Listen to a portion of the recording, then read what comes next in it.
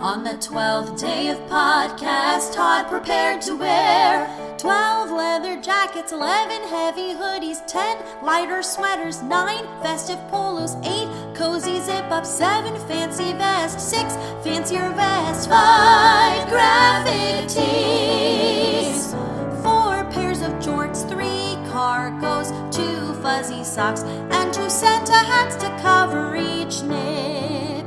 And 2 Santa hats to cover each nip. Thank you for tuning into Romancing the Pod. You had us at hello. I'm Paige Wesley. I'm Mikey Randolph, and I'm not eating. And I'm not eating French fries, Todd. And this week, Paige made us watch Single All the Way. And I immediately have to correct myself because as we were saying that together, Mikey has half of a burger in his hand. Well, Mikey, enticed me with stories about Christmas cookie M&Ms, and then I never got to hear the end of it. Yes, let's talk about it. Can you swallow first? Phrasing. Okay, you know what? I heard it. I'm sorry. Yeah, my bad. Tell us about the Christmas cookies M&Ms. A friend of mine who I work with, they sent me their own Instagram story because when him and I ride together, it's one of the officers I ride with for the program. We just pigged the fuck out. I mean, we try different places to eat. We talk about food. I'm sorry. So he sent me this thing and it was like, Christmas cookie M&Ms. Try them. They're amazing. And then I was like, oh, that sounds good. But I was like, I wonder what the texture is like. I wonder what it is all like, Then I ended up working with a different officer today. And we ended up dropping somebody off at the crisis center. And someone had them at the thing. And I was like, hey, are those Christmas cookie M&Ms? Like, yes, you must try them. They're delicious. And I only had 7, but I want to go get a jumbo bag because they taste almost exactly like Christmas cookies. Are they kind of like Reese's Pieces, but instead of peanut butter inside it's like cookie dough? No, it's not even chewy. They're like regular cookie texture inside the M&M. Wait, what? Which is like a weirder thing, but also helped it because they're not soft and doughy. They're like real Christmas cookie texture. I don't know how to feel about this. I'm a very texture-based person. I don't think I'd like that. No. I prefer my cookies on the chewier side in general. It wasn't overly crunchy. It's not like a rice M&M. I do also like the rice M&Ms though, and peanut M&Ms. It's less hard than those. It's like a middle ground between gooey flavor and hard flavor, but it tastes just like Christmas. Interesting. What does Christmas taste like, Mikey? It either tastes like peppermint chocolate or sprinkle icing sugar cookies, yes, which is exactly what the M&Ms taste like. Okay. All right. So do you guys want to talk about Single All the Way or? I don't know. Do you guys want to hear about my company Christmas party? I sort of do. Yeah. Tell me everything. I mean, I can't tell you everything, but we had a super crazy fancy company Christmas party where they Wait. What did you wear? I had a very fancy red velvet, tea-length, vintagey kind of looking dress thing. That's great. Whatever. What did Jake wear? A cognac-colored sweater with kind of like a turtlenecky thing. It looks good. We looked good. Oh, I bet y'all did. But so there were 300 people there, but we've all mostly been remote for the last 2 years. Yeah, so know the few people that you've seen in person, but you don't know most of the other people. But people from online. And so somebody that I worked with online that I don't usually work with in person asked me if something that they were serving hors d'oeuvre wise tasted good. And I was like, meh. And they were like, I'd trust you with food, and then put it back. And she's right to trust you. Yeah. I was like, I'm glad that this is the brand I've cultivated. It was pretty funny. It was like, all right, cool. That's how people perceive me. Wonderful. Yeah, go for it though. That's great. Do you guys want to? I didn't do anything Christmassy this week.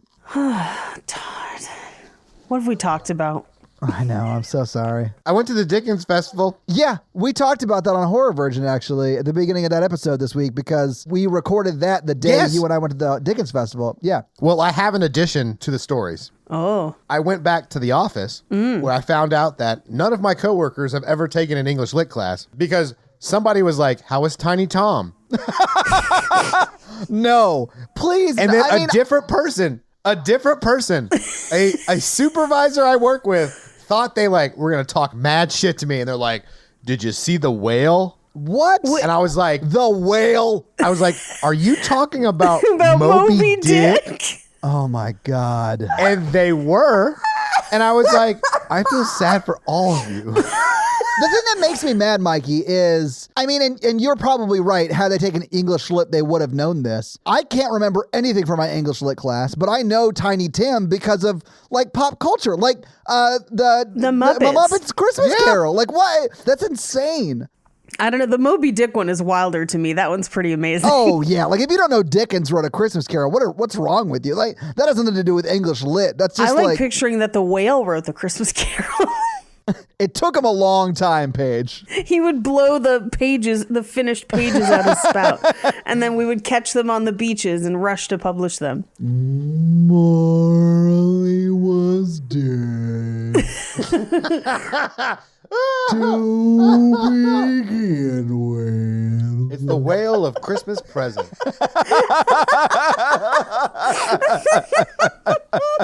I'm pretty sure that's how it starts, right? And then he talks about dead as a doornail. I know Yeah. Dickens. It's fine. Yeah. I wrote a paper on Moby Dick in college, and it was comparing Moby Dick to Zoroastrianism. And I went all this detail, and my professor was like, "This is completely wrong, but you defended your argument well. 9 out of 10." Wait, Moby Dickens. Oh, I think I see how they got there. I actually do sort of love this. I mean, Moby Dickens sounds like that thing that Moby tried to write in his autobiography, and then Natalie Portman was like, nah. Do you guys remember I that? remember that very briefly, yeah. When he tried to lie in his autobiography, and everyone was like, no, none Everyone's of that like, happened. no, I definitely didn't fuck Moby. That's great. So, Single All the Way? Single all the way. So, was this the first time you guys had seen it? Yeah, it was the first time I'd seen it. Yeah. I Nice. waited to watch it for y'all. It just came out this year, right? Yeah. It was one of the Netflix movies this year. So there's hardly any fun facts also, but this was something that people had really people were talking about it in the Facebook group. I saw posts about it everywhere. And when I first saw marketing for it, 6 months ago, the way they had marketed it, they kind of gave everybody their own square on the social posts and stuff. So it looked like it was a multi-story kind of a thing about a bunch of different people being single. And then it wasn't until I saw the trailer that I realized what it actually was, and that it looked way better than they had promoted it to be. Yeah, it wasn't like a Love Actually. It was like a one story. Yeah. Yes. Yeah. I'm done with multi-stories. I want one good story, not 12 shitty stories. Well, and Love Actually is a great example of 12 Yes. shitty stories, right? And this is, I don't know. I don't like Love Actually. I feel like it's a terrible movie that sets terrible examples. But this movie, I loved. I thought it was great. This is not a perfect movie. There No, are but- still things that I take a little bit of issue with, but I would say on the whole, I love this movie. Yeah, it was fun. I love that. And this is something we talked about last Christmas when we did Happiest Season, how it seems like we're getting a lot more gay representation, but it all has to be coming out stories. And this is not a coming out story at all, which Right. I love. I love that we start from a point of this is a fully formed gay person with friendships, gay relationships, family relationships, and we're just kind of dropped into the middle of it. In a way, it's the equivalent of what a straight Christmas movie would be, but it is for gay people, which I kind of loved because I was like, yeah, this could be any Christmas movie. Yeah, if you replace the two male characters, if you replace one of them with a female and changed almost no dialogue, it would be the same. Yeah. I will say, Yeah. I mean, I am not a gay individual, but I would say that this is probably the most inclusive Hallmark movie I've ever seen. I think it's a decent movie for the inclusivity. Yeah. But it is still a Hallmark movie where there's Yes. 40 minutes where you can zone out and text people Yeah. and build a gingerbread house and not pay attention and you're fine. Well, Yeah. and that brings me to some of the things that I take a little bit of issue with this movie. Because on one hand, I am kind of glad that we have gotten to a point of gay representation where they're allowed to make a movie as mundane as straight movies. I was like, wow, this is so Yes. inclusive. It feels just like a straight Hallmark movie I don't care about. Exactly. Yeah. Like the second date he went on with the ski instructor, I blacked out. I don't even know what happened. I do like all of that. The two biggest things that I was like, the number one, as someone who was single for a long time, I really hate when families make that the only thing they want from you and somehow struggle to have a relationship with you as just you, as opposed to really trying to pressure them into what they believe their relationship status should be. And I think but I also think that comes with the Hallmark movie territory. Like that. Yeah. That's exactly what these type of movies are. I think there's that. And I do think there's a realistic thing where family want you to be happy, especially as you get older. Mm-hmm. And now happiness is not defined by your relationships, but they also want to make sure you're safe and taken care of. So they want you to have a partner who loves you or whatever. And so I think there's a fine line between pressure and like, man, I want that for you because I love you as my daughter or son or whatever. Right. Yeah. I mean, I do think this family goes a little too far. I think the dad goes a perfect amount. They go overboard. The dad, I think, is my ideal amount. I do love the dad in this movie. Almost as much as Snowplow Man, who's my favorite character.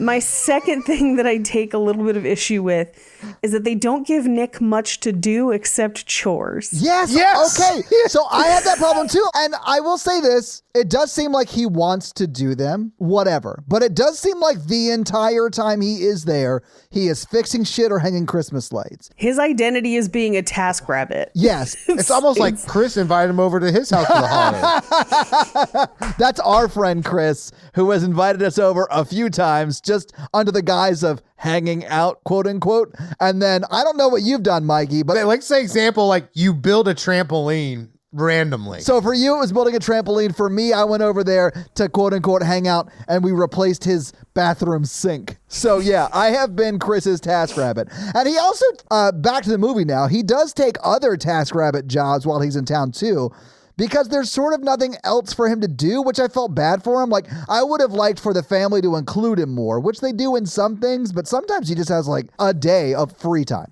Yeah. I mean, that's kind of how it would feel, I think, if you went to like a random friend's house for like Christmas. Well, and then they started dating somebody, right? So like, but here's the thing, it's like they've established that this is not a random friend's house. Like they've been friends for a long time. The family so the family's very comfortable treating you badly. Yes. Yeah. But I really wanted to see, like, maybe instead of him just having to, like, do tasks, and I think they kind of try to do this with the dad, but they don't quite succeed.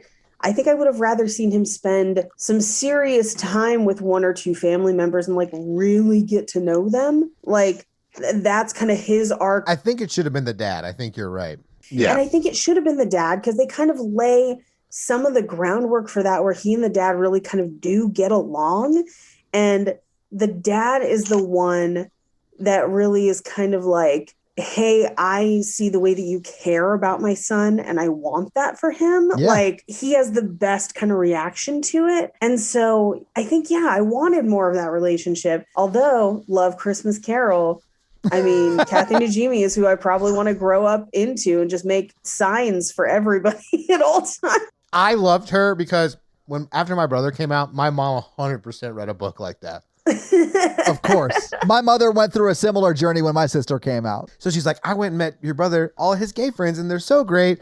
And, just because they're friends does not mean they date. Exactly. And I was like, yes. As I have been informed many times. Yeah. I did text my brother and I was like, I would like you to meet any of the guys on this movie. Any of them are very, very nice. And would encourage you to be very, very kind, and they would bring out. You are the Kathy Najimy of your family. Am I Christmas Carol? Yes. Yeah, we already have been calling him Christmas Mikey for 2 years. Christmas Mikey is in full effect. It's a tradition at this point. And he texts back, "Nice guys aren't my type," and I was like, I hate you. Oh man, I've maybe talked to your brother once, and I love him. But here's the thing, though. That's something that I really like that this movie does is that no one's truly a bad person in this movie. I was going to say the There's same no Reese thing. Witherspoon in this film. Like, even the guy that he doesn't end up with is like, hey, it didn't work out. I can see that you guys have a connection, and that's great for you. Great. Yeah, how unrealistic is that? I have fully done that to people. Yeah, I don't think it's super unrealistic. I would say towards the end of dating. I would be like, I hope you two die. No. Before I met my husband, I think I'd gotten to a point with dating where it's like, if it's not clicking and we're not the right people to be together, go in peace, have fun, whatever. There's tons of fish in the sea. I hope you're happy. I hope we're happy. Everybody's happy. Bye. And like, no hard feelings. And I feel like it makes dating more pleasant overall. Like, I know that sounds terrible, but to just be like, hey man, if you're not feeling it, then no, I wouldn't want to be with you because I want someone who's feeling it. So have a good time. Good luck on your search, or whatever. And that's kind of what the guy does in this movie. I'm just like, that's right. That's the best attitude to have. It You got is. Yeah. Not that you don't care, but sort of like you want them to be with someone who wants to be with them and vice versa. You want to be with someone who wants to be with you. Yeah. You want somebody all in. Yes. Yeah. Absolutely. Well, and I think a lot of it is believing that you are worth someone who is all in. Yes. I struggle with that. Paige. You got to believe that you are worthy of it, and you are. So let the people who are not able to give you the things that you need go in peace. Yeah. All right, Todd, go in peace. Oh, but I love I had no you. idea you guys were in a cave relationship. But I'm not surprised. You should be surprised. I could do better. He says, well, chewing French fries. Yeah. Paige, how could I not be just so charmed by that right there? I don't know, man. I don't know. That's tough. I have to look away sometimes. But that's mainly because I'm grossed out. Because it's too much. I get it. Anyway, let's get into the actual movie. Yeah. Let's jump into it. All right, so we open on a gay Santa photo shoot. Instantly love it. We're already in it, and they're advertising it looks like shaving cream. Yes, it is. Yeah, so this could have been gay or straight because like all shaving ads kind of look like that. Mikey, it's not straight. All shaving cream ads look like that. They do.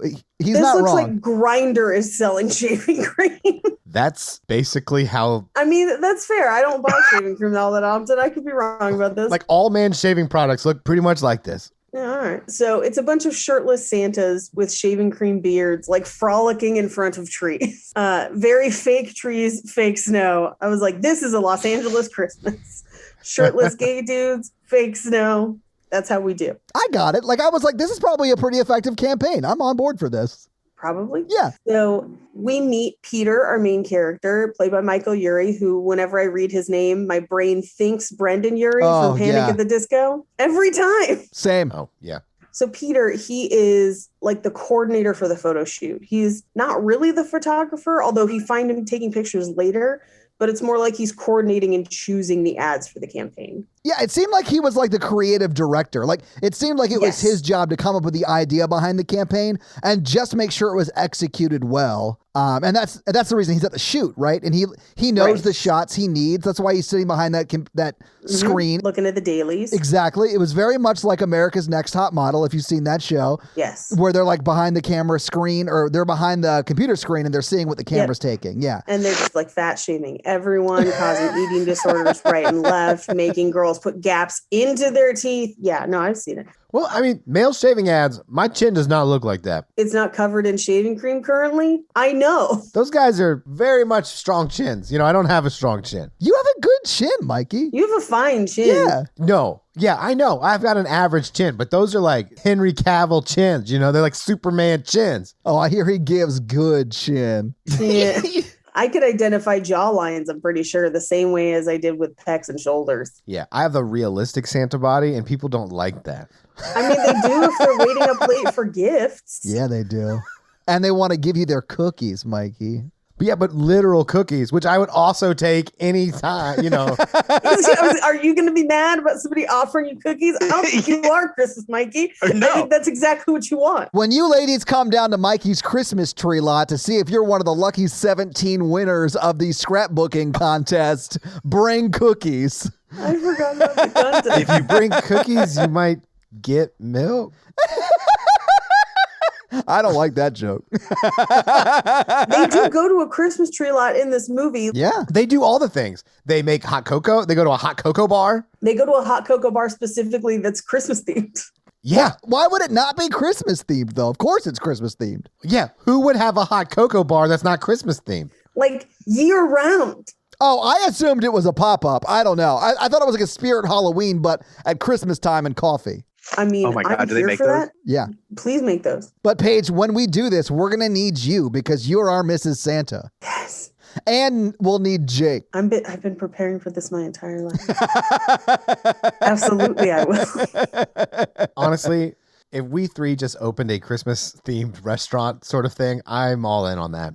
So he's talking to his boss after the shoot, headed home, and he's like, hey, we got all the shots we need, but I'm driving. I'm going to lose you in a tunnel, and hangs up. Basically, it's how he's like escaping from a horrible phone call. And then we see him talk to his plants about basically like how they were there for him even after his last relationship ended or whatever. And we found out at the shoot that he has a boyfriend that he's bringing to a party. And it's like the first time he's ever brought A neurosurgeon.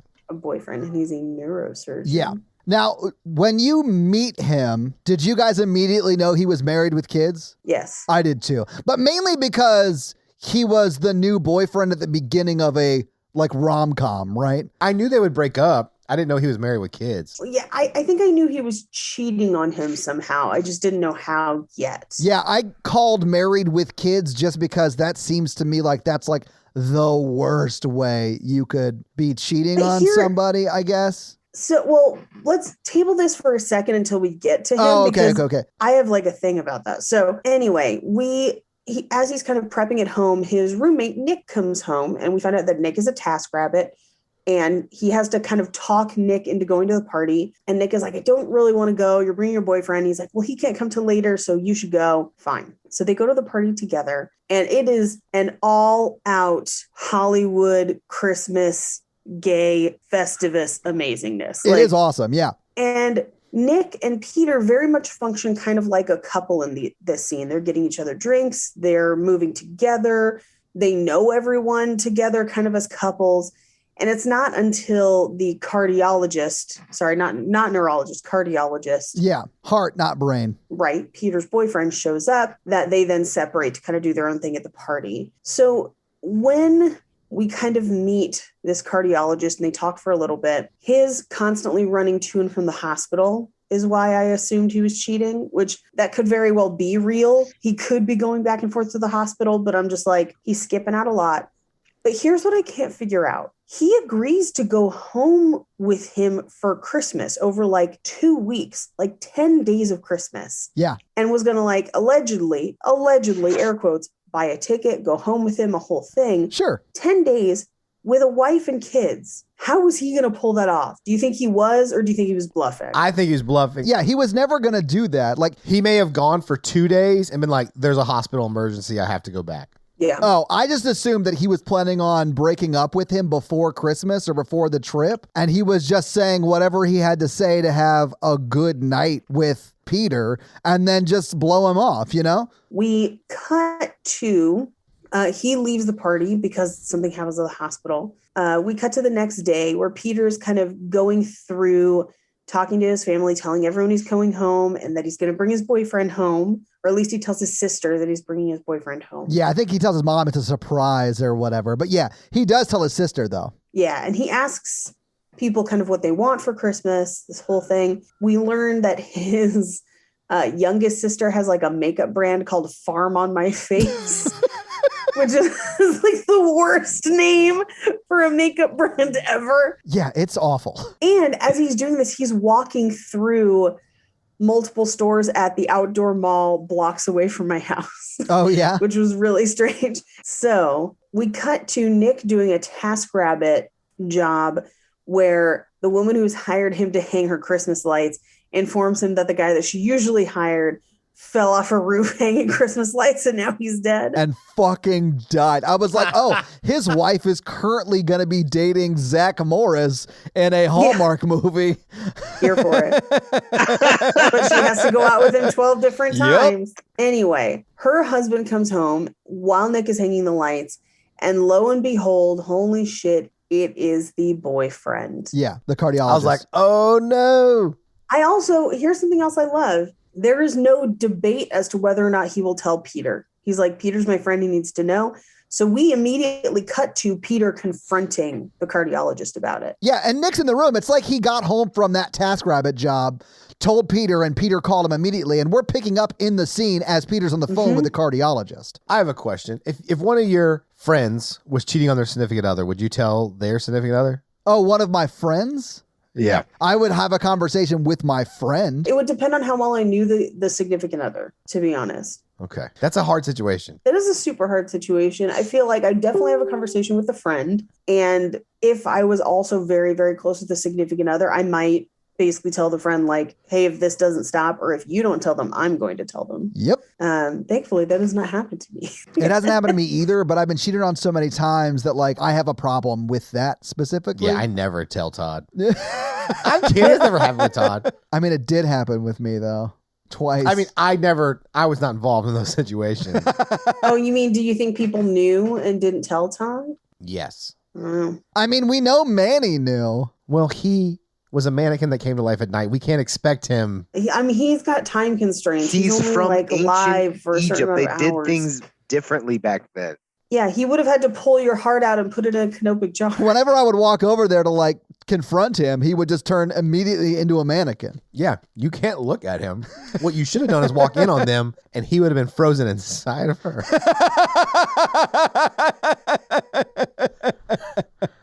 I had the opportunity to walk in on them at one point. I just decided not to, and I went home and started packing. I think that was a good decision. Yeah, so I just immediately drove home and started packing, and 10 days later, I was in Nashville. Well, I mean, I knew that was going to happen because of that pumpkins thing. Yeah, because Todd was just carving a hole, and you're like, wow, trouble at home. Well, no, she was criticizing everyone's pumpkins. She's like, that hole should be smaller. This is the dirtiest podcast. Back to this movie. So Peter is obviously upset because they've been dating for 4 months, and And he's married with children. he's married with children, and he does say, because he goes through, he's like, you've been lying to me, you've been lying to her, you've been lying to yourself. Never mind, I'm not going to judge your journey, but I can't live this way, and I hope you don't do it to anyone else. The thing is, he is going to do it to other people, which is why, if it were me, I would have called his wife. Todd Petty. There he is. I do know people who have done that. Yeah. I know somebody who found themselves in a very similar situation and contacted the wife, and they were like, again. I was like, oh no, like, girl, leave. But Generally, that kind of thing is a pattern. Yeah. yeah. Now, that's a different situation because of the sexuality part, but generally, cheating is a pattern. You mean that for him it would be twofold, because he wouldn't just be telling her that he was cheating, he'd be outing him as Oh, well. I didn't think about that. That's what I'm talking about. And I don't know how he grew up or what kind of situation. Yeah, like he said, I'm not going to judge his journey in that department. I still think cheating is bad. Yeah. I would have paid a woman to call his wife. And his wife is just like, oh, I told him only men. He can't cheat on me with women. That's true. We don't know if they had an arrangement. Yeah, and if he's bisexual and very open about that with his wife, that may be part of the deal for them. That may be the arrangement. Yeah. But you have to disclose that to your partner. No, absolutely. That's He true. should not have lied to Peter, even if that is the like polyamorous arrangement he and his wife have. That's Yep. awesome, good for them. But you need to tell everyone involved. He robbed from Peter to pay penis.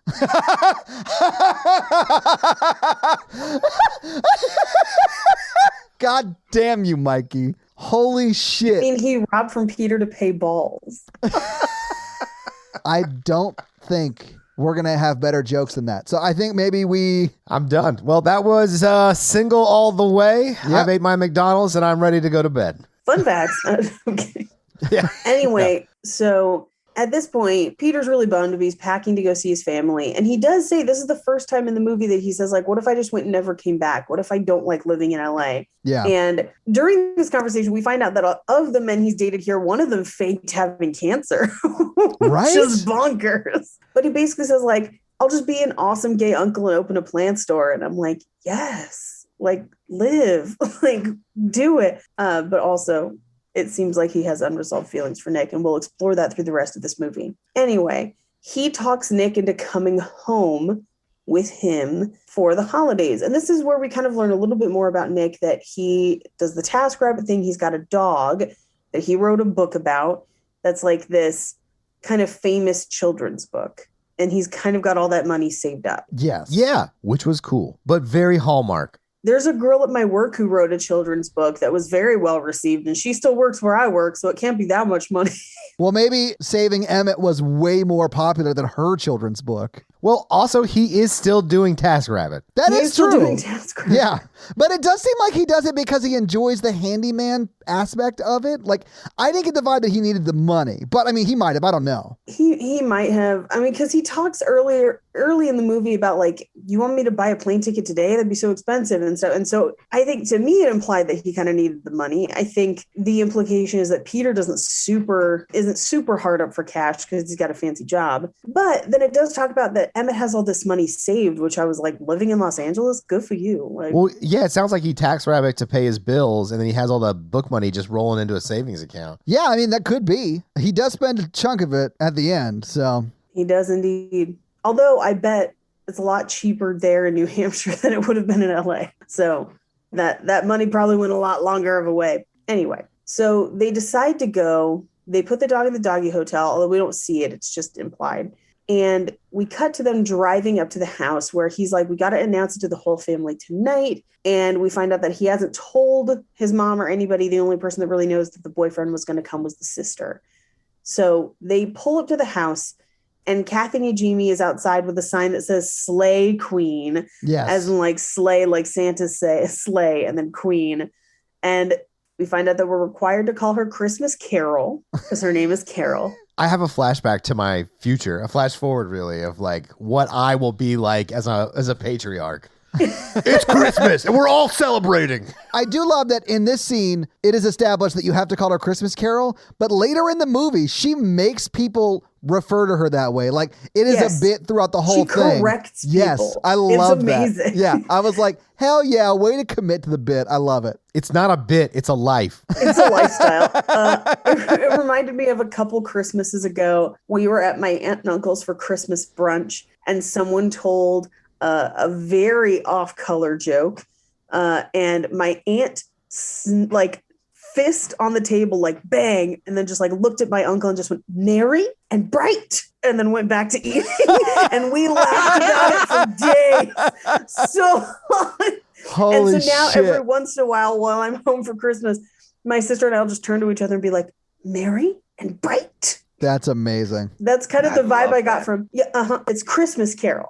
Just because it's Christmas. I love it. I love Christmas mania. It's the best. It is. That's one of the reasons why it took me a long time to come record. Because in the McDonald's line, it was taking a long time, and I got to the window and she looked like flustered. And I was like, ma'am, are you okay? Are you having a good day? And she was like, let me tell you about today. And then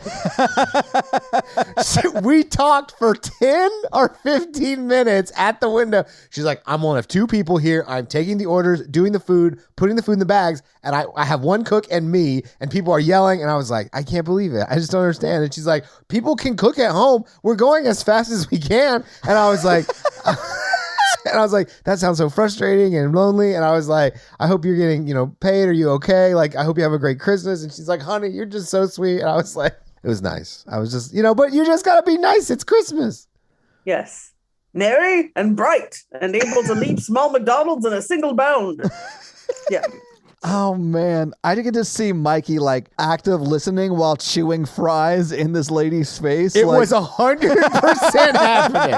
How do you still have fries? Because you've been eating fries. Like, how many fries did you order? Because McDonald's now has a thing for $3 called a basket of fries. It's like this big, and there's just a lot of fries. I have not seen this at our local McDonald's. Normally when Mikey goes in to get the basket of fries, the lady comes up and says, I may be a fry cook, but I'm not your fry cook. No, I mean, I don't know. She looked stressed, and I'm like, I'm a helper. You're very, very kind. I was just like, are you okay? And she's like, people are so mean. And I was just like, oh, that sounds so terrible. Like, I knew you guys were busy when you took a long time to take my order. Like, it's not like you were trying to fuck with me. You're not going to just be like, I'm going to make this guy wait for 20 minutes. You would just take the order if you had full staff. It's like, that's how it works. I mean, yeah. What do people think? It's because people think that they're like the main character of the movie that is their life. Yes. And they don't realize that they're just like another person. But here's the thing. I am a main character. But you know who doesn't give a shit about me going to get fast food in a line? Fucking everyone, Yeah, everybody especially else. you listeners and viewers. Yeah. So she gives them fun antler ear muffs and brings them inside.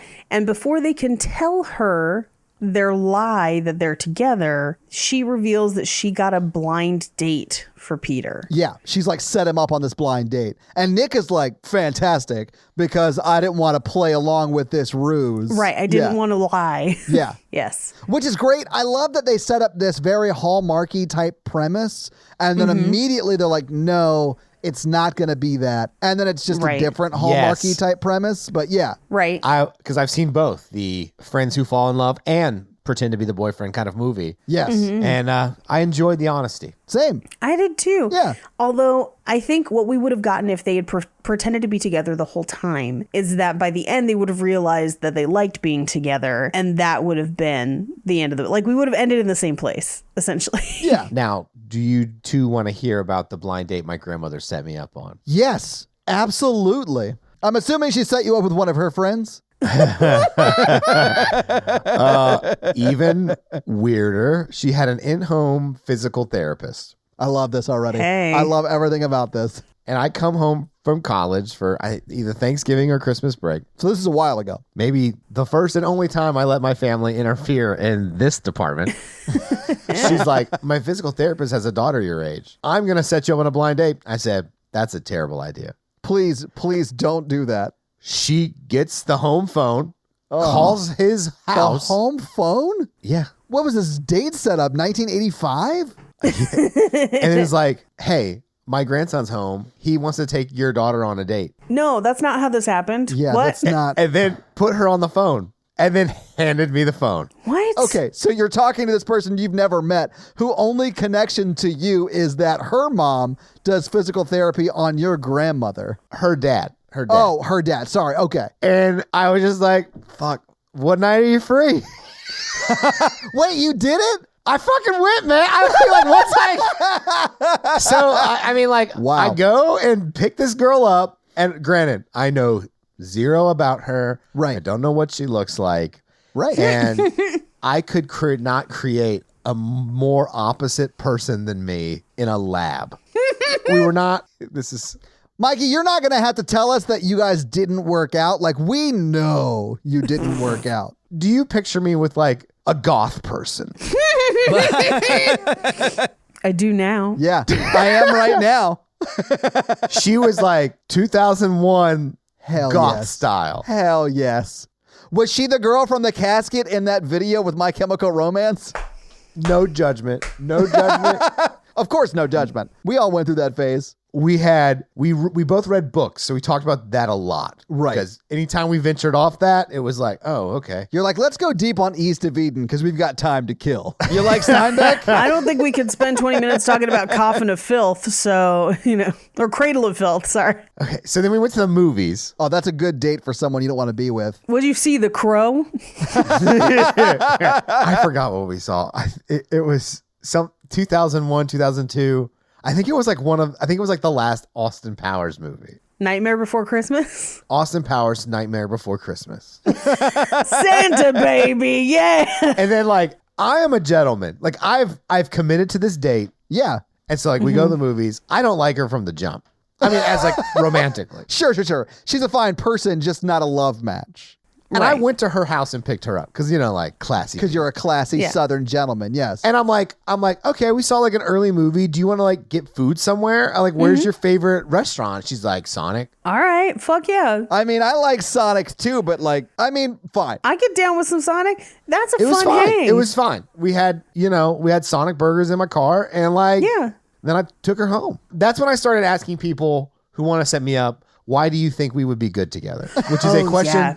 that really trips up your friend group if you have people who like to set you up. Yeah. Because if the answer is you're both single, Yep. you should not go on that date. Mikey, do you remember when I was trying to set you up with that girl who was always at our group parties? Yeah.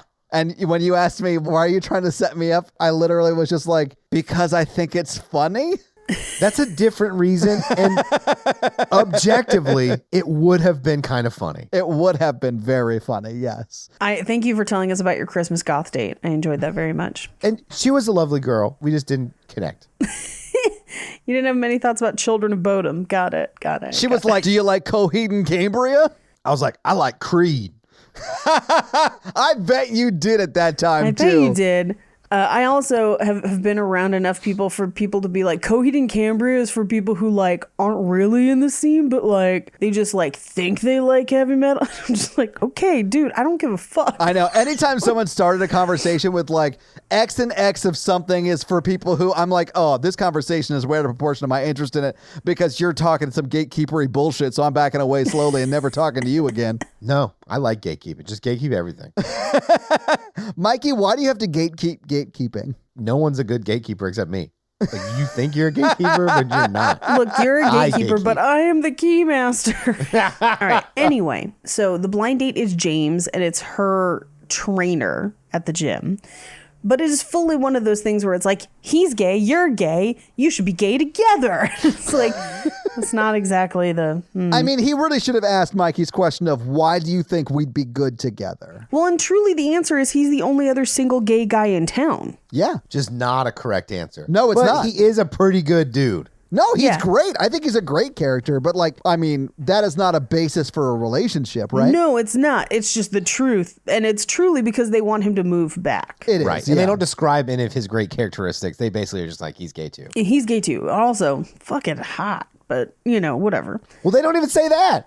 I know, because she doesn't even have pictures of him. So as this is all happening, his dad immediately has Nick start doing chores around the house, fixing Yes. all kinds of stuff. And this is the one time I feel like his dad tells him to like fix the pipe Yeah. or whatever. Oh, and there's that like euphemism about, why don't you ask me to help with your pipe, Dad? And everyone's like, and I was like, oh. We don't assume you can do it, but also sons and fathers should not pipe handle together. No. Like, Yeah. anyway, so we cut to Nick helping his dad with the pipe downstairs, where he tells him that he learned everything he knows from YouTube and HGTV, which his dad is like, is that homosexual gay TV? And he's like, yeah, kind of. He's like, not porn, is it? And he's like, well, like, It's house in porn. its own way. Yeah. Yeah. We cut to later that night where Nick and Peter are basically talking about the blind date and how he doesn't want to go. And Nick is kind of just like, you should go. Like, what would you rather have had happen? And he's like, well, I'm still bummed that I didn't get to bring home a boyfriend, like a real boyfriend. And he's like, oh, so a week from now you could tell them that he was married? And like you would have found out and then you would have had to tell your family and that would suck too. So like, maybe try this blind date out. Yeah. It's going to be fine. I mean, as far as like the worst thing that could have happened, going on a blind date is much better than having to tell your family that your boyfriend is actually married and has kids. We cut back downstairs as everyone else is kind of coming in. So his sisters are there, their husbands, their kids, and his older sister Lise has like 2 teenage daughters who would have absolutely been my sister and I at Christmas, just like creeping around corners talking shit. Like that's who we were. And then there's 2 younger brothers. So like his younger sister has 2 boys that are kind of younger who love Nick's book. Saving Emmett, yeah. The one thing I did think was sad was we don't get Emmett. Like, they didn't bring Emmett with them. They had to put him in the doggy hotel, which I realize dogs don't know it's Christmas. Like, I get that. Yeah. But, I mean, I would have wanted my dog with me. I was just like, oh, I don't want to leave my dogs on Christmas. God knows I do. The second you said dogs don't know it's Christmas, my brain just went like, dogs don't know it's Christmas time at all. You cannot fly your dog across the country comfortably.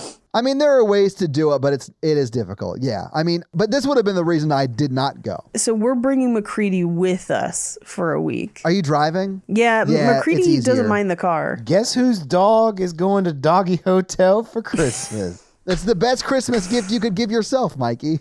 There you go. But your dog is a lot. My dogs are like, they're great, you know? Well, we don't know really Emmett's deal. That's true. It might be a lot. Dogs don't know It's Christmas time at all. Although I will say this about my dog Pupcake.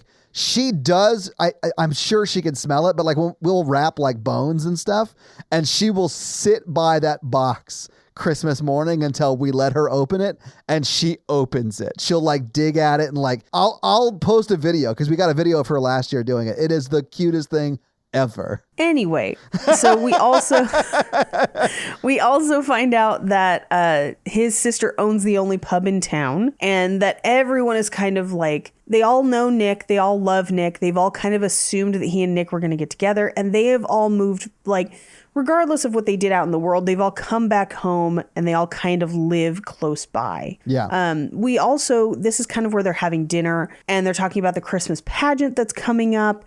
And so we're kind of hearing about their Aunt Sandy, who moved back from New York City and wrote her own Christmas pageant, and she's a whole hell of a lot. And we find out pretty quickly as she walks in, and it's Jennifer Coolidge, who is like half in the bag and covered in glitter.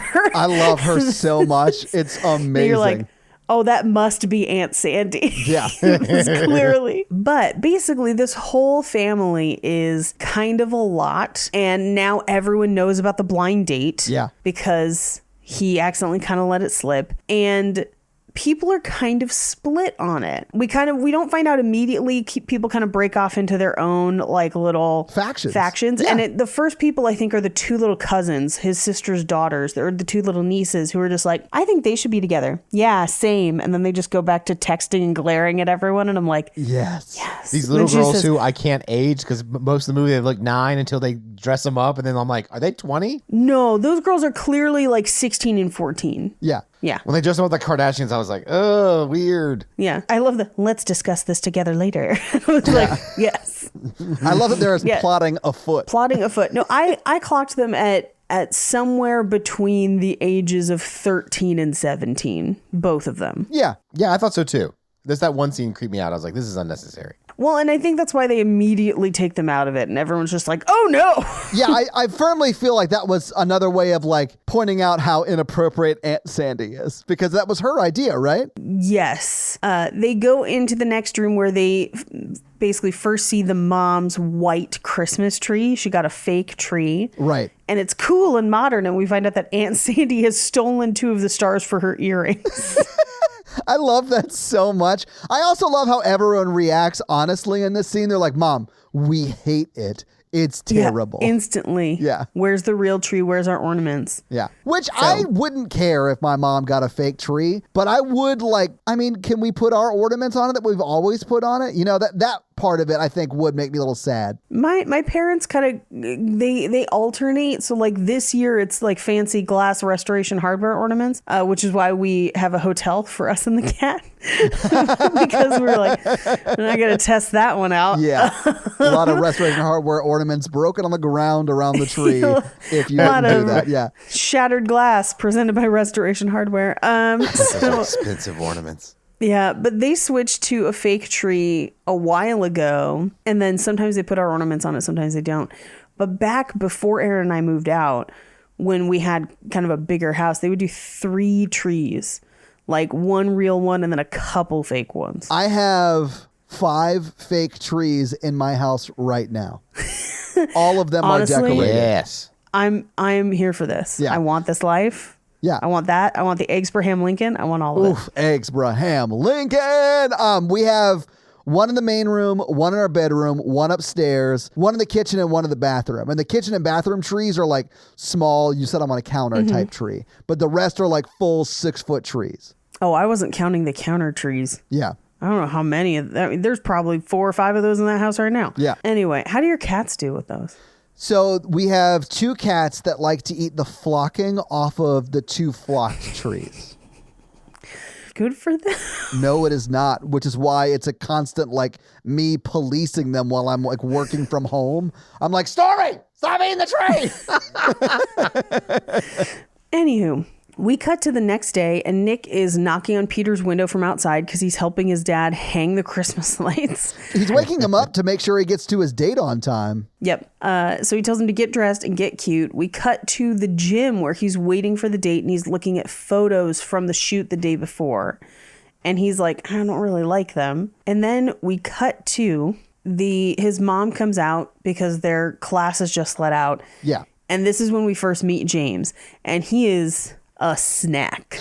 Like, actually, no, he's the whole damn meal. I was going to say he's like the Christmas cookie M&Ms. He's a snack. He's a snack. He's a snack. He's an Aquarius, according to Kathy Najimy. I was like, oh, I'm an Aquarius. Yeah. That explains everything. It does. I don't know what it explains. I was like, I don't know what you're trying to say because this guy's great. I don't know if it has any bearing on anything. I took it as Kathy Najimy trying to be like, gays care about astrology, right? This is an interest of yours? And then being like, what? Anyway, they decide to go grab a cup of coffee from Mrs. Claus's coffee shop, which appears to be a year-round Christmas-themed coffee shop. Which would kill. I'm going to say that. I would go. That'd be my go-to coffee shop. Imagine if Starbucks had pumpkin spice lattes year-round and then picture it as a Christmas village with Mrs. Santa there who also made like peppermint themed lattes. Like you would go. And they always have the McRib. No, I'm good.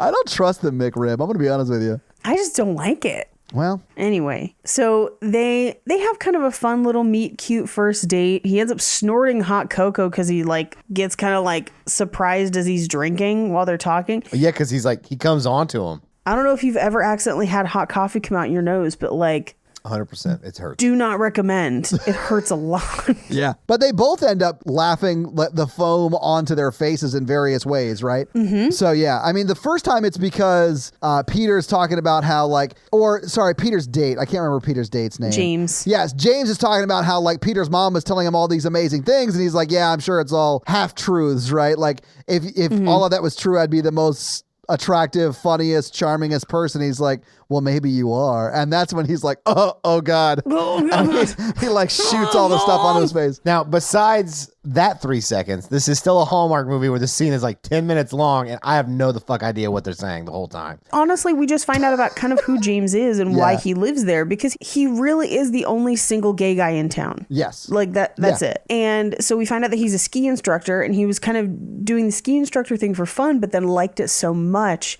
he moved up there so that he could be a personal trainer because he was commuting between there and Boston. Yeah. Which it's implied is like 46 minutes away. So they kind of bond over there not being much of a gay scene in town. That's kind of why Peter moved away. And that's kind of why he's the only person that he could be on a blind date with. But they have a good time. They go to a tree farm and get a Christmas tree, like a real Christmas tree. Yeah. And they find a way to get it on top of the car. We cut back to the house where they're having a Christmas wrapping party. Yeah, you say that, and they do phrase it as a Christmas wrapping party, but they're like all in different rooms wrapping presents. It's not really a party. No. No, it's the thing where everyone didn't have time to wrap anything, so they just brought all their gifts there, and then everyone's wrapping their stuff the day before Christmas. Yes. But they did have time. They just Yes. are forced to do this now as a tradition. Right. Christmas Carol makes them not wrap their gifts until that day. Because Yeah. we are like 5 or 6 days out from them having to... Yeah. It's strange. Anyway, so they're now doing this tradition, and they send Nick in to go get wine and find out what mom is getting everyone. And of course, it's signs. Yeah, everyone gets a sign. No, the DVD of the movie Signs. But then on the back, it just says live, laugh, love. I did think it was a weird choice to make his mom Bill Engvall, but like everyone gets a sign. Well, okay, so this is... okay, you're straight dudes. I don't know if you know this. There is a thing, and it implies in the movie that his mom is doing it in her craft room, which means she probably has a Cricut crafter. Go, Carol. Cricut crafter, way to greatness. Yes. But there's a thing now where you can go to, like, you know how they used to have those like wine and paint parties? Yes, I've done one of those. In fact, I've done one of those too. I painted a really awesome picture of my old cat that way. They do those for signs now. So like if you want your house to look like an HGTV house, you can do them with signs, and it's kind of the best because it's like impossible to fuck up. Like they make it so easy because it's all stencils. Yeah. And then they're just like, do you want champagne? Paint these stencils, you dumb 30-year-old bitch who can't stay inside the lines. Like, do it. And then you and your girlfriends just sit and gossip and stencil. And then at the end, you have a like wood thing that's like Merry Christmas. And it's like way more fun than it needs to be. Mikey, let's go do this immediately. Dude, I've done it like 3 times. I enjoy it quite a bit. I'm pretty good at it. I don't drink, but like I'd go. Honestly, I don't either. So I'm just there with LaCroix, like, and she said, what? Stenciling stuff. Like drinking your LaCroix up? Yeah. Yeah, just what? It's super fun. Find your local board and brush. But why does your board say I'm a basic bitch? I'm sure you could get them to make one that says a basic bitch, but most of them are like, you know, this family founded this Yeah, date, or yeah, like yeah. so and so and so. The kind that you would buy at, like, I don't know, Hobby Lobby or some shit if you shop at Hobby Lobby. But I don't. I don't either, because they were stealing those artifacts and they hate gay people and they won't give birth control to their people. But like, I literally, like, Natalie and I had the conversation of like, oh, we're never going to shop at Hobby Lobby again. honestly, it's no different than a Michael's or a Joann's. No, I mean, and there are plenty of like Hobby Lobby allegories that you can go to and not have to Yeah. give them money. So like, we just do that. Or get LaCroix drunk and make your own signs. Yes, and listen, that is preferable anyway. What if you have bad handwriting? It doesn't matter because it's a stencil. Yeah. It's all stencil. I've not met a project I can't screw up. Or if I come to Nashville, because I'm sure there's one in Nashville. I'm sure there is. We can make signs because you both have new homes and you need live, laugh, love signs or whatever. Only if No. we can also make a candle at the candle bar. There's a candle bar. Yeah. Where you pick your flavor and what Yeah. the candle look like. in I'll the make candles container. with you, Mikey. Yes. I took my mom once. Can I come? No. God damn it. Sure, fine. Yay! This is very much my childhood because I was the youngest brother. So they were like, no. And my dad would be like, take your brother. And I'd be like, yay. Paige and I coming at you from the candle bar, and Todd is here too. Hey, guys. Anyway, so I do like that Peter's sign says bloom where you are planted. Yes. I think that's very fun. It's definitely tied to his story for the movie. Oh, yeah. And that definitely is going up in his shop later on in this movie. Absolutely. Anyway, so we cut back to his date with James. They end the date. He drives home with the new tree, but he's going to stop and get wine on the way. Meanwhile, they're out of wine at the house because this movie goes through so much wine. Like Jake was kind of half watching this in the background as he was rearranging some stuff in the kitchen. And he was just like, how much wine are they drinking in this movie? And I was like, a lot, dude. Like Depending a lot. on the family, it can be a lot. Yeah. Oh, for sure. Because when I drink wine, it's like a bottle at a time. I mean, I can't drink wine anymore. The last time I had a glass of wine, it made me extremely sick the next day. But back when I still drank regularly, I could put away a bottle of wine by myself easily. A bottle of wine seems like a lot. Is that not a It's lot? only 4 glasses. Oh, okay. I mean, I've never had alcohol, so I have no idea. So like, It's only 4 glasses and it doesn't have that high of an alcohol volume. So you can drink, in my experience, you can drink a lot more wine than you can like a mixed drink. Like I couldn't have 4 old fashions No, I and be can the have same 4. as Yeah, I mean, but I'll be shit faced. But like, yeah, exactly. you know, Like that's my I could plan drink a anyway. bottle of wine and still be pretty much okay. okay. No, I'll still be shit faced because then I'll have 4 old fashions. Yeah, So wine's your gateway drug. wine's most people's gateway drug. Yeah. Okay. But some people drink a lot. Like I'll drink a couple of glasses of wine. I'm not, so I don't have that struggle. Like I don't go down that road. I made some jokes, but you're like, some people when they open a bottle, they're like, I'm drinking this bottle. And I'm like, you may be having a little bit too much wine. And I feel like this family's there. Like Yeah. they're definitely day drunk wrapping these gifts. Yes, because they're all day drunk though. Like it's Yeah, a like collective 7 day people. drunk. Yeah. And there's children. Which like, hey, do you? As long as the children are safe, you cool. Yeah. Anyway, so he does this whole thing of like they have to distract the mom to try and get the real tree up, and she's kind of like bummed about it. And the way that he kind of sells her the new tree is like, oh, I got it on my date with James, and because it went well, hooray! But like, he sort of also like treats it like he brought a dog home that he wants to adopt. He's like, I'll Right. take care of it. I'll make sure it's fine. I'll clean the pine needles up. It's I'll fine. put it at the Christmas tree hotel. It'll be fine. He does get a text from James that they're going to go skiing tomorrow. Well, asking if he wants to. Yeah, and the dad, I think, kind of immediately knows that Nick is uncomfortable before Nick even really knows he's uncomfortable, which I kind of liked. Yeah. Where he's like, hey, help me take the fake tree to the garage. And in the garage, he's like, well, what do you think about this blind date thing? How is this going for you? Yeah. And literally after this conversation, the dad is full team Nick with the 2 daughters, the 2, Yeah. you know. Oh, yeah. The nieces. yeah, the nieces. And he basically says he's happiest when he's with you. And we've never met another boyfriend because they don't last long. You lasted because you're happiest together. It was super sweet. I loved it. It's so sweet. Well, and it's also him being like, we love you Yeah. because you make him happy. So like, you've got our backing, basically. Yeah. And then of course the nieces were like hiding and they're just like, yes, we heard and we agree. So we cut to the next day when Peter's getting ready to go on his date and Nick comes like straight out of the shower. Yeah. Like Only wearing a towel. only wearing a towel. Yeah. And Peter's distracted trying to like put on his old ski clothes. And he's kind of like, well, maybe I just won't go. And Nick is like, no, go. Have a good time. I'll hang with the family. It's all going to be great. Well, the reason he didn't want to go is because his old ski outfit was like back from when he was like still pretending to be straight or whatever. And he was like, I look Right. ridiculous. And Nick does sort of build him up. He's like, no, you look great. If he can't handle a throwback outfit, he's not for you anyway. Just go have a good time, you know. Nick is, I think, solidly in supportive friend mode because he's put himself there and he is comfortable there. And he's honestly a great friend throughout this whole thing. Yeah. The interesting thing about this movie is it explores it for both of them where they're both in supportive friend mode because it is the lowest stakes. Yes. Yeah. Because if they don't take a chance on each other, they can't lose each other. Right. Anyway, we cut to the pageant rehearsal where Jennifer Coolidge is like on one. Fucking awesome. She is wine drunk throughout the entire movie. Yes. Oh my God, yes.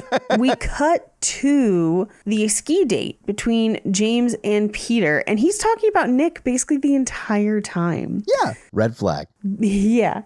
We cut back to the nieces and Nick, and they're like, you've got to give him something for Christmas. And he's like, we don't do that. Yeah, we don't get each other gifts. Yeah. Yeah, and they're like, we don't even like him that much, and we got him something. And then they were like, were we supposed to get him something? And she just says, Mom's just putting our name on something. I love that so much. I loved it so much. Because they are at that awkward age where it might be time to start buying gifts yourself, right? But they might also be just a little too young for that. You like sort of don't know. So that joke plays really well. I loved it. I got the impression that like they're old enough to understand that they should be getting gifts for people, but they probably don't have money. Yeah, exactly. Yes. Yeah. So we cut back to the date, and Peter is kind of talking about both Nick, but also thinking about moving back to New Hampshire from LA. Yeah. We cut back to the house where Nick is reading to the younger kids. He's reading his book to them. Yeah. The nieces have kind of conspired where they're just like taking pictures of him hanging out and doing family stuff and sending them to Peter on his while date. He's on the date. Yeah. They're very good at what they're doing. They're very, very good at being up in people's business to a problematic degree. And we also get a scene where he's reading to the younger nephews. And they're like, when did you guys get married? And they're like, well, we're not married. We just lived together. And it's him trying to explain to them, like, oh, we're just roommates. We've been friends for a long time. And they're like, I don't understand. And this is where they kind of give him the idea for a sequel, and it's Emmett at the hotel during Christmas. Yeah. And they're like, and Uncle Peter will pick him up with you. And this is just like all niece and nephew collusion to try and make this happen. Yeah, I do think those nephews were coached by the nieces. Yeah, oh, absolutely. Yeah.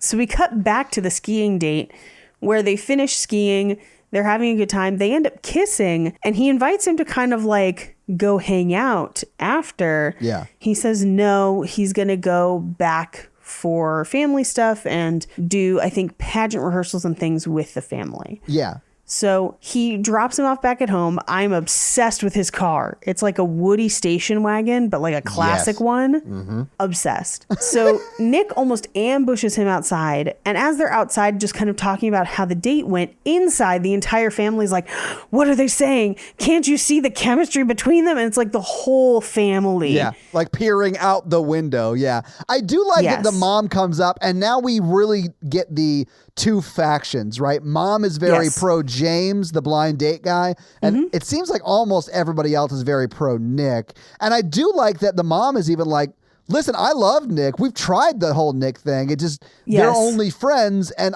since I've read that one book that I have, I know that is something that they can do, which I thought was very cute. But I also like that the mom's like, not anti-Nick. She loves Nick.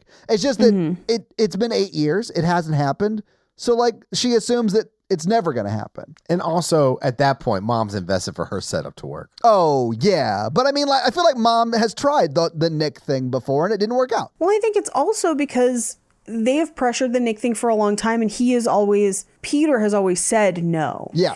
And so I think in a way, this is mom being like, I'm respecting what he said. Yeah, I think so too. And going on that. Yeah. So anyway, but those are the two factions. Yeah.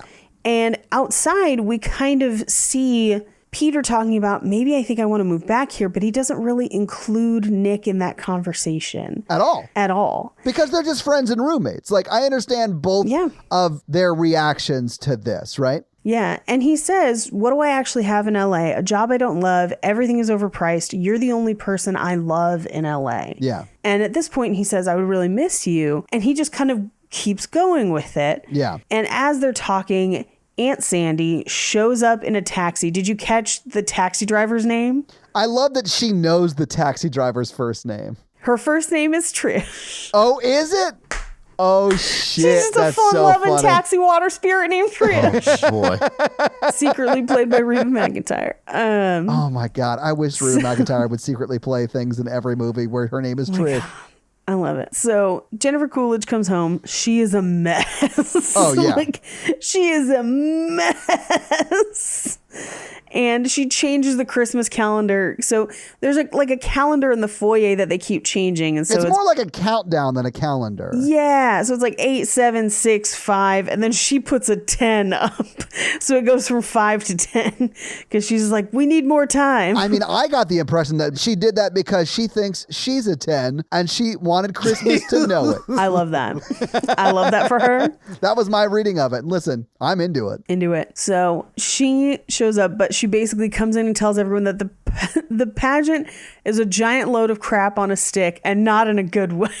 And I just love that everyone's like, what's the good way? Like, Right? what would that? And she says, well, it's not a crap on the floor. And I'm like, what? What is this? And at this point, the family conspires to have Peter and Nick help her with the pageant Yes. to make them spend more time together. Yeah. Even though everyone's like, well, they live together. Like, I don't know how much more time. Yeah, I do like that it acknowledges, like, you know, they've lived together for years. Is 5 more minutes going to matter? Well, and they're like, it's 5 minutes in a new environment. Well, that's stretching it. Yeah, it's kind of ridiculous. Anyway, they get voluntold to do the pageant. But listen, it works. So who's wrong? It does work. Yeah. But on the flip side, no one else wants to do the pageant anyway. So this kind of No. is like a win-win situation for the rest of the family. Okay, quick question. Did you guys think that this was like a show they put on for the entire Yes. town? Because I thought it was like they were just doing a pageant for themselves. Like I was No, shocked no. when people showed up. No, it's for the whole town, and it's like yearly, clearly. I thought it was like their local community center or something like that. But it was mostly their family. I was shocked when people showed up to that. I was too. Well, especially I'd show because, up. like, as far as we know, there's no church connected to it. Like, we were in Christmas pageants every year growing up, but it was because church did them or school did them. And so, like, Sure. Yeah. this seems to be a family-based one. Right? But it does look like it's just at the community center or something like that, which is not that They weird. just like reserved a room on Christmas Eve at like the YMCA and then they invited 80 of their friends. Or there's a local one and she's like in charge of the local one and it's a small enough town that nobody gives a shit. But they give enough of a shit to show up, and that is what blew my mind. That's what matters.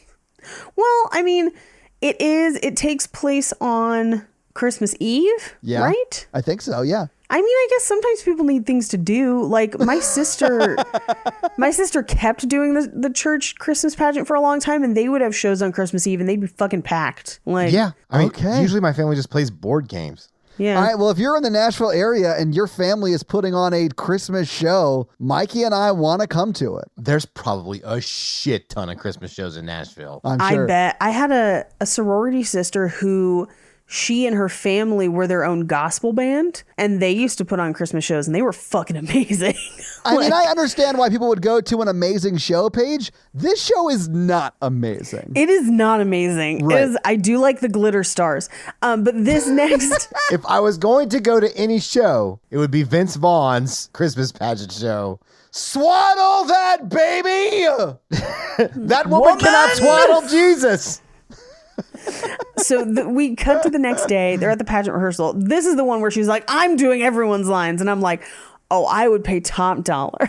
Oh, to see her one-woman to see nativity show? Her one-woman Yeah. nativity show. I would Yes. watch any one-man show nativity. I love it. I was like, oh, can this be the show? Like, is this going to turn out to just be her shining moment where they're like, she really can act? I don't think anyone said that in this movie. Nope. I was hoping for it, though. I do love how truly bitter she is that she was the understudy in that thing she was in off Broadway or whatever. She was in Little Shop of Horrors. She was the understudy for Audrey. Yeah.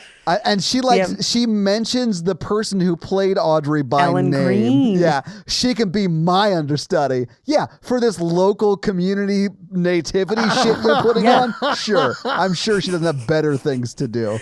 Well, and the fact that she's like, we could tour nationally. I was like, with a child's nativity program?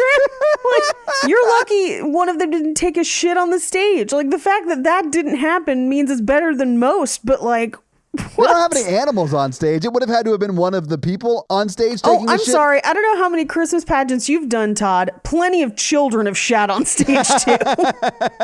I was assuming it was one of the adults, and I was like, this is not UCBLA. No one was going to shit on this stage. I mean, all I'm going to say is never work with children or animals. Because children are animals. I mean, one time I was in choir and a kid in front of me threw up on stage in the middle of a performance, What? and they just took him off stage and we all kept singing. Oh, with the throw up on the stage? On the riser, yeah, on the choir riser, yeah. Gross. Yep. Mikey would probably have something to add if he wasn't texting somebody right now. I don't. He's texting Your Macy. poop and throw up stuff on stage is not something I'm engaging in right now. Let me add to it. Ooh, nasty. There you go. Edit that shit in. I will. And I'm going to laugh about it when I listen to the podcast later. And you're not going to ever know what's in there. I'm just waiting for you to have enough sample of my voice where I don't even have to be on it. You just type out my scripts and it goes in like, ha, ha, ha, I am Mikey, dick joke. I like how the program Mikey is not smart enough to make up a dick joke. It just says dick joke. Yeah. Insert dick joke here. I'll still write the dick jokes for the program. Anyway, so she does her one-woman show. Peter pulls her aside and is like, I think we can help you here. And so we get a montage of them like building sets, rehearsing, doing costumes and decorations. We cut to them at Mrs. Claus's coffee shop where they're like bribing the children to learn their lines with cookies. And he gets a text from his boss that they don't want any of the photos that he took right before he left town. He needs new ones. And he's like, everyone's away. I'm away. That's impossible. And his boss just hangs up. Yeah. So His boss is more or less like, I don't care how you do it, just get it done. just get it done. Yeah. How are you going to publish an ad campaign 2 days before Christmas if it's a Christmas campaign? You fucking can't. No, I mean, that campaign would have been running since November, whenever Right. Thanksgiving is, right? Yeah. Yeah. I'd be like, you mean this campaign for Christmas of next year? We have plenty. Yeah, exactly. It would have taken weeks for people just to agree on the sentence that it says at the bottom of the ad. Like, I sat in a meeting earlier this week about the differences between the shapes of buttons. And it was like a serious meeting with actual like data that had been collected from surveys. And I was just like, for the shape of buttons, huh? Anyway, we cut to the house where they're basically talking through what they want for the campaign, where they want real people, and I love that he says real people, which by the way still means models. It does. Which Yeah. No, I love is that so too. great. Yeah. I was like, that's so true. So they decide that they're going to take some pictures of Nick because he could be a model. He's a 10. He and is a so they 10. go out and just take some pictures of him and Nick in the snow. And it's very, very sweet. It is sweet. This is like I feel like the first time where I didn't see them as just friends. Like I definitely could see them together, right? Yep. And his phone buzzes, but it's James asking him to go out on a third date. And he tries to invite Nick. And Nick's like, no. Nick is like, I don't want to be the third wheel. And Peter's like, oh, you wouldn't. He was like, no, I literally would be. Yeah. It's very true. And he has a TaskRabbit job to take instead. So we cut to the cousins or nieces have realized what's happened, that there's a third date happening, and that he's going to be at their parents' bar. So they call ahead to the bar so that their mom can sabotage the date. Meanwhile, they go chase down Nick at his TaskRabbit thing. So cut to the date at the bar, and he's talking about Nick the entire time. And James actually brings it up. Yeah. Where he's like, yeah, you talking about Nick a lot. Well, I mean, this is the third date, and it's the third time that they've been talking about Nick the entire date, right? Mm-hmm. Yeah. Well, he is his best friend, roommate, and person who came home with him for Christmas. I mean, But also, if you go on a date with someone and they're talking about someone of a gender they are attracted to like that, potential red flag. Yeah. I would assume that they want to be with that person. And I think James does. I think this is when James is like, oh, this is probably not going to work out. Mm-hmm. But James does shoot his shot later, which is fine. he does shoot a shot later, although not before Peter's sister spills an entire burger on him. Oh, well, yeah, because her daughters, the nieces, have like called her and been like, sabotage the date, make it terrible. And she's like, I'm on it. Their mom is acting like she's in a Cialis commercial the entire movie. Oh, I love her. Yeah, me too. But she's over the top in every interaction. My favorite dialogue she has in the whole movie is, I think, in the beginning where she's like, I need to come to LA more. It's so much more fun. I never have any excitement and we never go out. And her husband's like, we own a bar. Yeah. And she's like, it's a pub. They're different. It's a pub. Yeah. I can't go dance with a bunch of naked cowboys at a pub. And she's right. I mean, it depends on the pub. Yeah. If it's gone through puberty. Mikey, I just want to thank you again for joining this podcast because it's amazing every time. Yeah. Who would have thought that jokes could get this dumb? Anyone who's met you. 100%. Yeah. But I'm here for it. I love it. Your calendar better watch out. Its days are numbered. Oh, you son of a bitch. Paige has her head in her hands. Oh, I love it. Good night, everybody. She looks legit mad. Good Lord. All right. So the nieces find Nick at his TaskRabbit job and they take the ladder. Well, because he's like putting up lights for somebody. Yeah. They take his ladder and they basically are like, do you love him? Like, tell us the truth or we won't give you the ladder. And he's like, I do, but I don't think it's mutual. And he's on a third date with somebody else. Yeah. Which is realistic. Like, I feel like Nick is being very realistic about what's going on here. Yeah, and he's not trying to interfere. Like, he's not trying to ruin it. He's not trying to best friend's wedding this thing. No, he's being super supportive of it. Mm-hmm. Yeah. We cut to the end of the date where Peter is still talking about Nick. Like, my family always wants us to be together. And he's like, well, maybe they're onto something. Maybe you guys have an undeniable connection. And Peter's like, well, don't you have a best friend that you, like, everyone thinks you should be together? And he's like, no, I don't. Yeah. Not like what you're describing. Not at all. Yeah. And as they're talking, his boss texts him and is like, can you get more photos? So he actually takes some photos with James, the same kind of like shaving cream or whatever. Yeah. And there's a little beat here where it almost seems like he has this understanding that the photos are not the same as the ones he took with Nick, just briefly. I picked up on that too. I feel like when he had them both blow out and take photos of the steam on their breath or whatever, that he was more into it when it was Nick than when it was James. Mm-hmm. And maybe more into it is not the right word, but that's what I said. Or he has bad breath. That could be too. And I have been on a date where that has been a big turnoff. Was it a date? Or was it a group outing that you classified as a date later on? No, this is post high school. This is actually a date. It was like when I was going through I could probably date a smoker phase. I think we've all been in that phase. Yeah, I mean, it depends on what they smoke and how much, yes. Yeah, it was just straight up cigarettes and a lot. And I did it for a while, and I did not like it.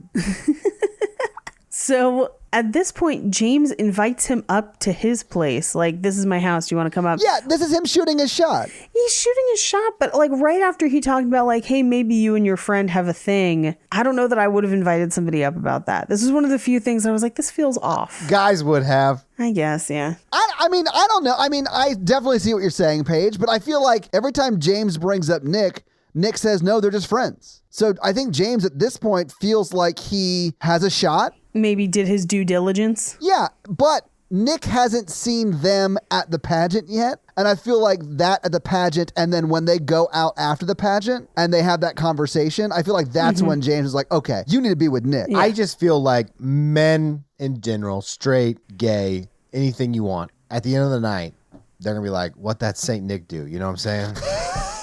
I think what you mean is what that Saint Dick do. Like,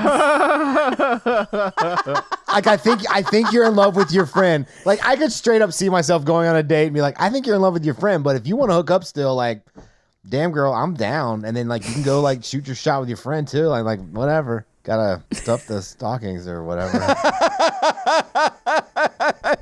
Baby's the gift that keeps on giving. No. Congratulations, you're one of the lucky 17.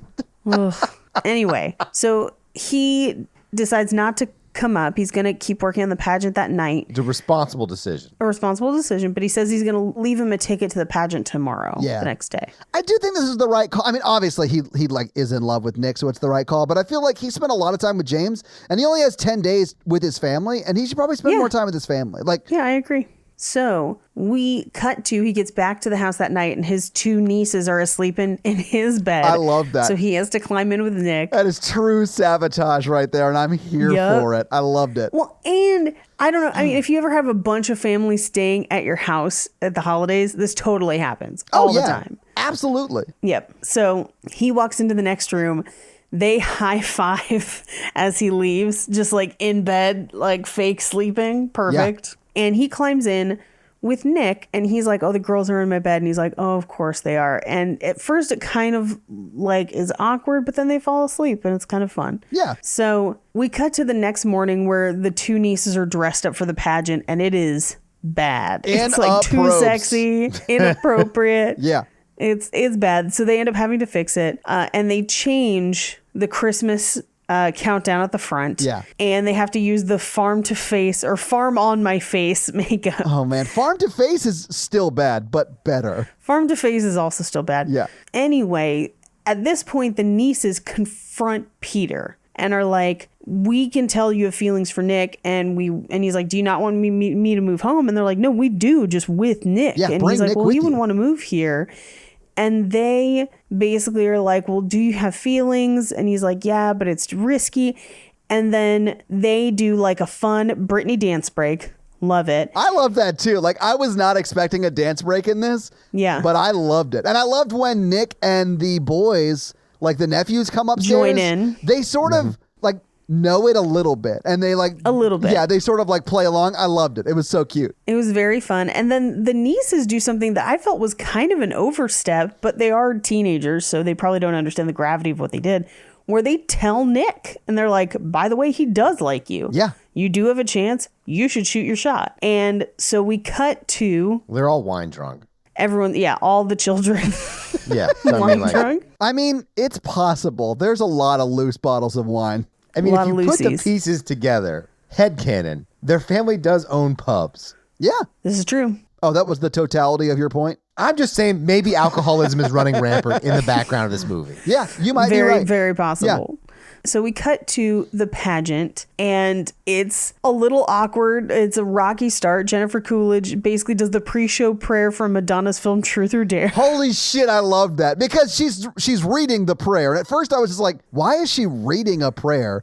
And then when she finishes it and it cuts to Peter in the audience, I think he leans Yes. over to James and says, that's Madonna's pre-show prayer to her Truth or Dare tour. And I was like, oh my God, that's so funny.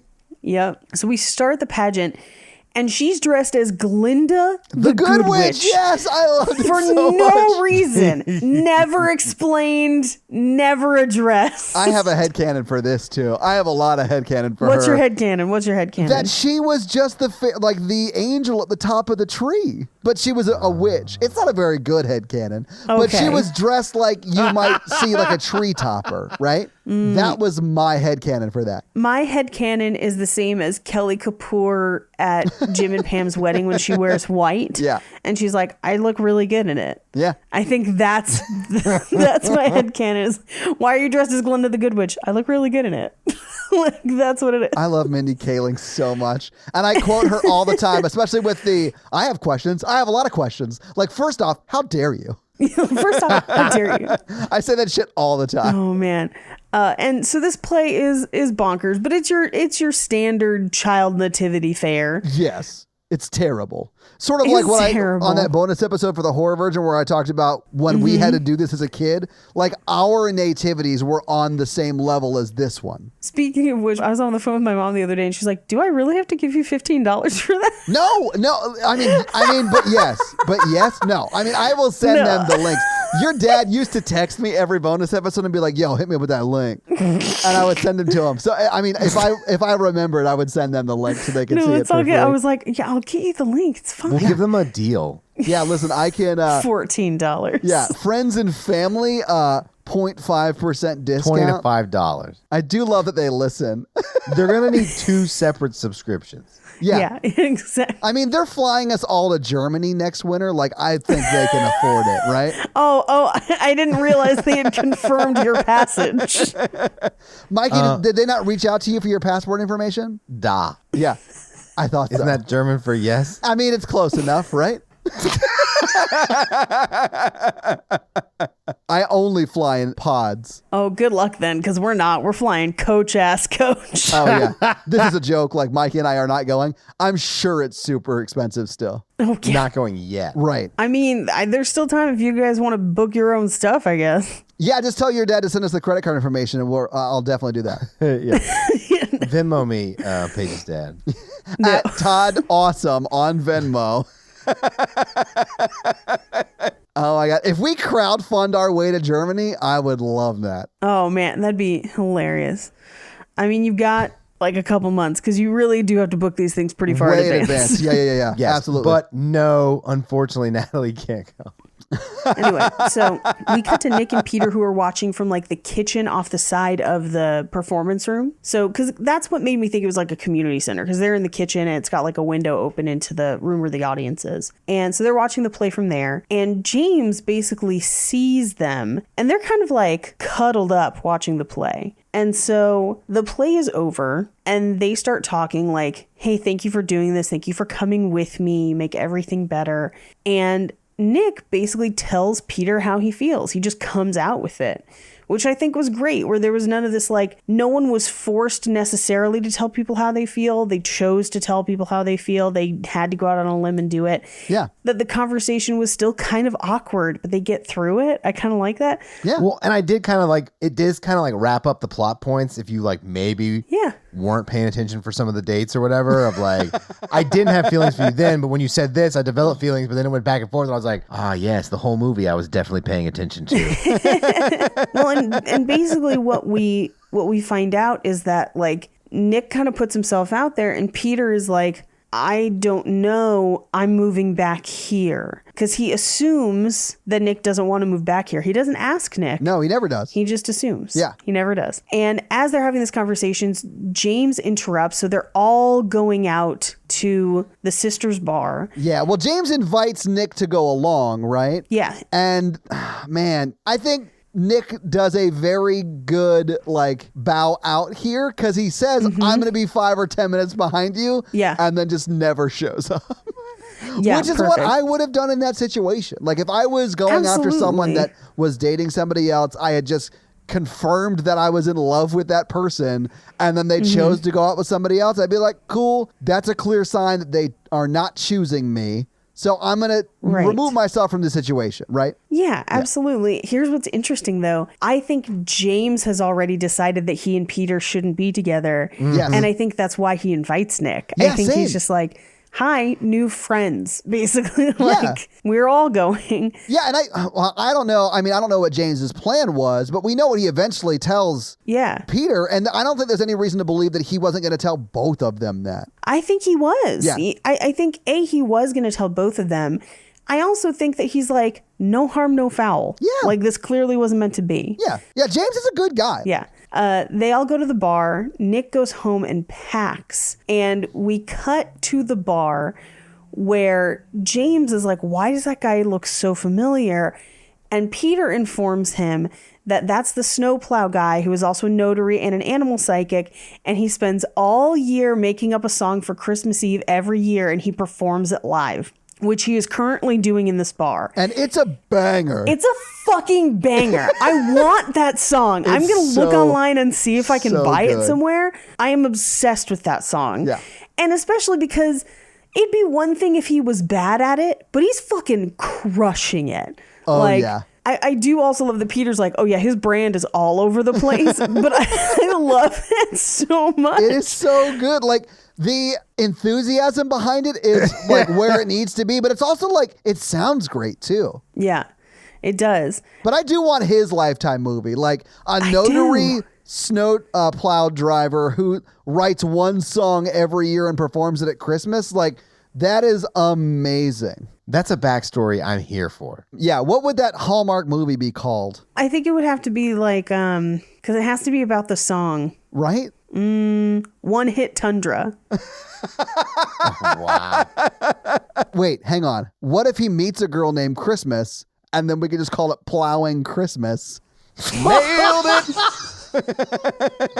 So while they're sitting in the bar, they find out that they all got chosen for the campaign for the razor company. And Peter basically tells James, like, hey, you should move to LA, strike while the iron is hot if that's what you want to do. And he basically is like, but you're moving back here. And he's like, oh, yeah, I didn't mean it. And he's like, no. I think you needed to hear yourself say that you're not factoring me into your plans because we're not a match, and that's okay. Yeah. And as that's happening, Jennifer Coolidge gets there and is like, people say the show is so great it should go on tour. It absolutely should not. And also, I'm sure no one said No that. one I'm sure says that. nobody said it. I'm sure the bottle of wine she's been making out with said it. Anyway, so she picks up a cocktail and tries to hit on James. And Kathy Najimy has to like escort her away. I just wish I was half as confident as she is. Like Aunt Oh, I know, Sandy, right? Oof, she loves Aunt Sandy, and I'm here for it. Yeah, she loves Aunt Sandy the way Kanye loves Kanye. Oh, and like, yeah. that's a real strong love. That's It's the a kind of lot. love that lasts a lifetime. Yeah. But back to Peter and James. James is basically like, hey, remember when I asked if you had a connection with Nick that everyone else can see but you? You do, because I saw it today. Yeah. Basically. And he's like, you want to move back here? Don't move back here for me. And you don't need me. You've got enough reasons to move back here on your own. I'm going to do my own thing. Settle your shit with Nick, basically. Yeah. So he runs home to try and catch Nick. Finds a note that Nick left, thinks Nick has already made his way to the airport, drives after him, and finds that Nick has stopped in front of a store on Main Street to take one last TaskRabbit job. And that job is in an empty storefront. That's like the perfect storefront for a plant store. And we saw Nick go in there and talk to like who I think was the owner, the guy who Yeah. owned the building for like 35 years. It was his hardware store or whatever. Yeah. Yeah. And so we find out as Peter encounters Nick there. Yeah. Oh, this is the part where they review the movie. What? They're like, their feelings back and forth talk. Kind of. Yeah, I mean, it was a little bit before and a little bit here, but this is where he kind of is like, I rented this place for you to have your plant store. That's my gift to you. Yeah. He like literally paid it for 6 months, which is 6 a months. lot of money. Like that would be, I would assume, a lot of his savings. I guessed that for 6 months, that was at least 10 grand or more, even in that small town. For 6 months? Yeah. For a storefront, they're more expensive than like rent. Yeah. And he basically is like, when I told you I loved you, you said you want to move back here. You never asked me if I wanted to move here. And he's like, well, I thought you did. And he's like, you never asked. Like, I would have told you, basically. And so they decide that they are going to move there together, which is very sweet. It is very sweet. Well, and they like kiss here too. Like they have a real moment. Like This is where I was just sobbing same. uncontrollably. I was so happy. Like it's so cute. I loved it so much. And we cut to the house where they're opening presents the next day. And he has the two little nephews, the ones that really love his first book, open essentially his notes for the new book so that they can give him notes on the sequel.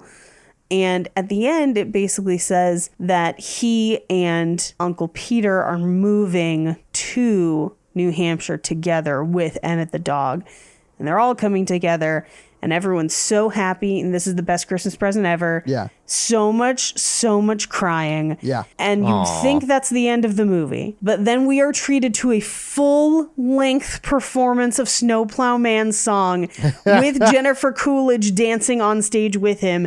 The implication being that they end up together at the end. And that's the the movie. So having seen Single All the Way and having talked about it, what do you guys think about the movie? I loved it. This was so sweet. I liked it so much better than Happiest Season, which I know you shouldn't just compare the two, but I was like, Right. Everything Happiest Season did wrong, this movie did right in a way for me. Well, with your Christmas movie, you want happiness. Not Yes. just the word in the title, but also a movie that makes you feel happy. Well, and also from the standpoint of even just from a romantic movie, it did a lot of great things where like no one was really the villain, no one was mean. It was just the complications of figuring out what you want and where you want to be. And I really, really, really liked that. So I liked it a lot. I'll compare it to the other Hallmark movie with gay characters that I've seen, which I think is 2 or 3. This is definitely the best version of that. It's nothing like Happiest Season. Yeah, I feel like in Happiest Season, she ends up with the wrong girl. She does. The reason I end up comparing them is we've got two very similar, like essentially a couple coming home to meet the family. It's a little bit different in Happiest Season because you have the whole coming out element of it. Yeah. But again, everything that I disliked about Happiest Season, this movie didn't have, and in fact replaced it with things that had more heart and were a lot more fun. Agree. Yeah. And the fact that they were gay was not a plot point. It was just who they were. It was just who they were. I like that. Yeah. Yeah. I like that a lot as well. This is definitely a movie I'd watch more. I thought it was great. Absolutely. Yeah. So, Paige, do you have any fun facts for us? Honestly, no. There is not much about this movie other than the fact that it was filmed at the same time in the same place as the new Home Alone reboot. Oh. And their apartment in Really? Los Angeles would cost about $3,000 a month. That's actually not as bad as I thought. No, it's actually not bad. But it's because it's a two bedroom apartment. Yeah. Not like a condo. So anywhere from $2,500 to $3,000, Okay, depending that's on not that where bad. exactly in the city they live. Do you guys think they're still together? I do. I do. Yeah. Actually. Yeah. I mean, they've been together for 8 years already, you know? That's true. Well, this is normally when I would do box office, but this was like a straight to Netflix release, so there is no box office for this movie. Are we skipping all the way to the review? I think we are. Well, no, because this week, Paige made us watch Single All the Way. And Yes. next week is my week, and it's also the last week of December. I think the episode comes out the 30th of December. So I'm continuing with Christmas movies, if that's still cool, right? Of Because course, it's still the season. Yeah. So I picked another Netflix movie that I watched the first, hour of, and then got busy working, so I couldn't finish it.